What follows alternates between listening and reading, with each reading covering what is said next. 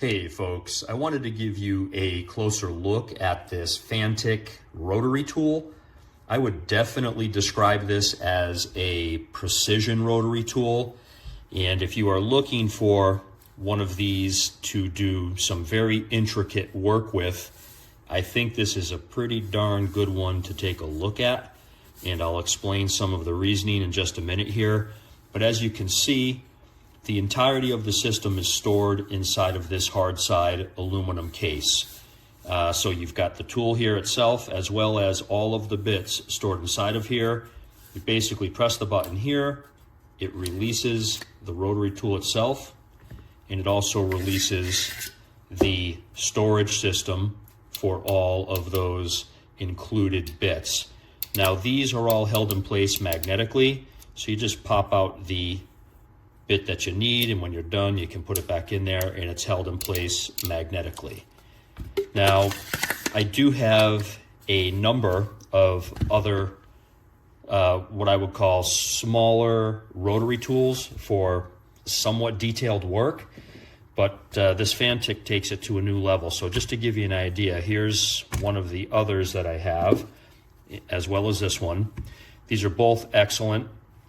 I've found them to be very useful, but as you can see, this Fanttik unit here kind of takes the how do I say, the refinement, if you will, to a whole new level for doing intricate and detailed work.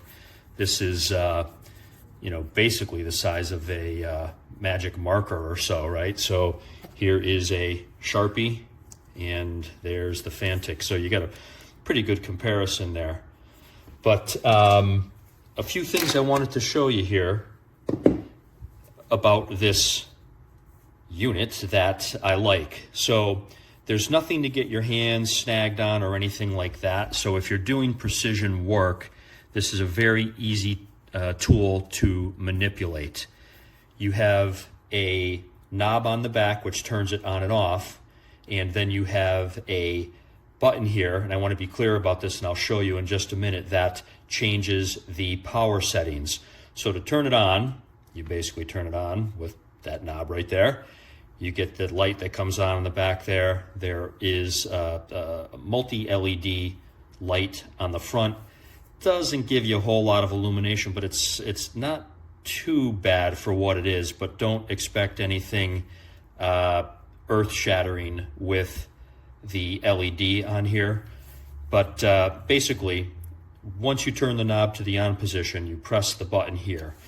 And that is not just a proximity type of a button. You have to press it firmly. So right now I am on the 3rd speed setting. There's the 4th, there's the 5th, and there's back to the 1st. So you cannot, or certainly would not be easy to accidentally depress that button and change the speed. You really have to be purposeful about it when you are pressing that. So if you just rub your hand on there, whatever the case may be, while you're using this thing, you're not going to accidentally change the speed. You have to affirmatively and positively press right there on that button for it to change the speed. And it's a pretty, there's no, as you can see, it's not really a button in the sense that I think most of us think about. It's smooth there, so and you can't feel any click or anything of that nature, but you do have to be affirmative and purposeful about it. If you just start going like this, it's not going to change the speed. So when I first got it, I thought something was wrong. I was like, geez, it's not going on. So I had turned it on like so, and then I went to press the power button or the speed button there, and I thought, geez, this thing isn't working. No, you have to press affirmatively and you will be in business. Give me just a second. I'm going to cut the tape here, and what I'm going to do is use my tachometer here to show you and verify the speeds that the manufacturer claims this tool can produce. So give me just a second here. Okay, I am back, and what I'd like to do here is a little demo for you to test out the real-world speeds that this tool produces compared to the manufacturer's claims. As you can see, I have my custom bit on here. It's got a little slice of reflective material on there so that I can use my digital tachometer here to test the speeds. And I'll give you a little bit of a spoiler. On 4 out of the 5 speed settings, this tool actually surpasses the manufacturer's claims. So let's get this started. We will start with the lowest speed setting. The manufacturer claims it should be 12,000 RPMs. As you can see there, coming in at about 12,200 RPMs. Second speed setting is supposed to be 15,000 RPMs. Again, you can see we are exceeding that, 15,200 or so. Third speed setting is claimed to be 18,000 RPMs. And you can see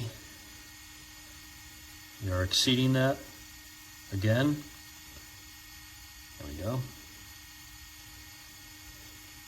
Fourth speed setting, the claim is 20,000 RPMs. And we are quite a bit over that at about 21,000, let's just call it 21,150 or so. There we go. And on the highest speed setting, the claim is 25,000 RPMs.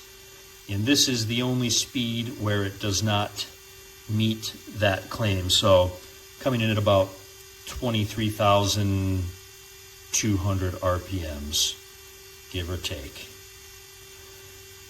So for me, not meeting that 25,000 RPM mark is not an issue. This has more than enough speed for any of the detailed work that I am doing. There's a few other things I'd like to point out here for you. First, this is an all aluminum body on this tool. It's not plastic, this is all aluminum.